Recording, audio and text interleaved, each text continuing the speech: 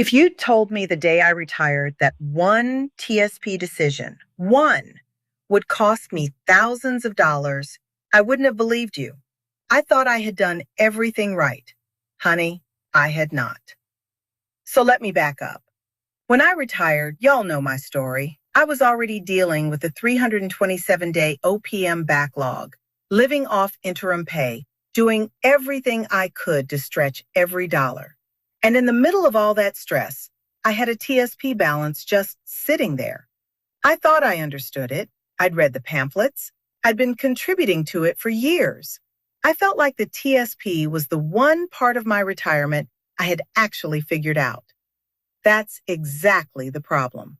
I stopped paying attention to it right when it needed the most attention. Here's what happened. When the interim pay gap hit hard, you know the gap I'm talking about, that 30 to 40% of your income just missing, I made a decision about my TSP that felt smart in the moment. I took a lump sum withdrawal, all at once. I looked at that balance and I thought, this solves everything right now. And in the moment, it did. It covered the gap. It made the stress stop, at least for a minute. I didn't panic. I didn't do anything crazy. I made a calm, rational decision based on what I knew at the time, which was, I need money now, and this is money I have. But there were two things I didn't check. One, what that lump sum would do to my tax bill that year. Two, what that money would have been worth if I'd left it alone and let it keep growing. I wouldn't find out what either of those cost me until months later, when I was doing my taxes and running the numbers on what I'd given up. The first sign was small. I noticed my tax withholding wasn't going to cover what I actually owed, just a little flag in my own budget spreadsheet that I almost ignored. I told myself, it's probably nothing. I'll deal with it at tax time. Then tax time came. I sat down to file, plugged in the numbers, and the number on that form made me put my pen down and just stare at it. Because here's what nobody tells you. A lump sum withdrawal doesn't get its own gentle little tax rate. It gets taxed as ordinary income all in 1 year, stacked right on top of whatever else you earned. So instead of spreading that money out over years and paying a reasonable rate on it, I shoved myself into a higher bracket. For a withdrawal, I only actually needed a portion of. Can you imagine? Making a decision to survive one gap and getting punished for the whole amount. But that was just the first gut punch. The second one was quieter, and honestly, it took longer to feel. That money was done growing. Whatever it would have earned if I'd left even part of it sitting in the TSP, gone.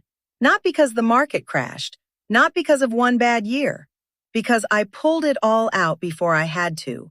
And money that's not invested doesn't compound. It just stops. And here's the part that stings the most. It wasn't about greed, and it wasn't about bad luck. It was about not reading the fine print at the exact moment I was most financially stressed.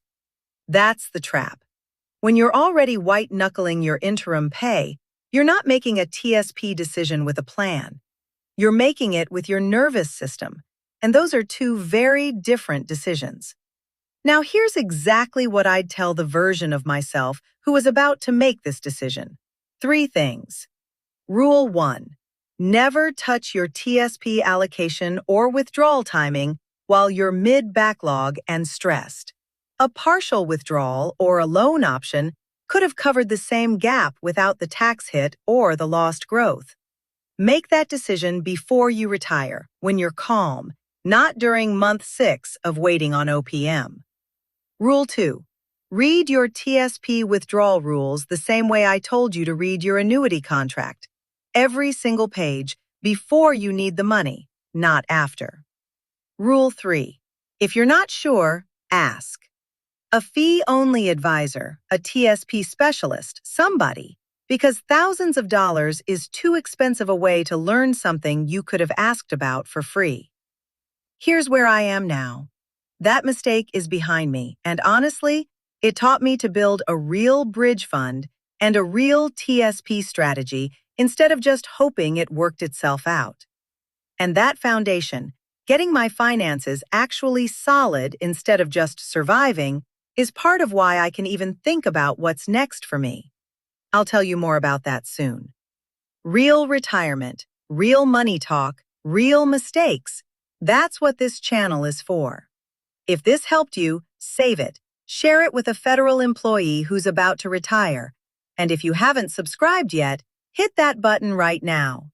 And if you want the quick version of this story, I've got a short linked right here. Until the next time, friends, take care and bye for now.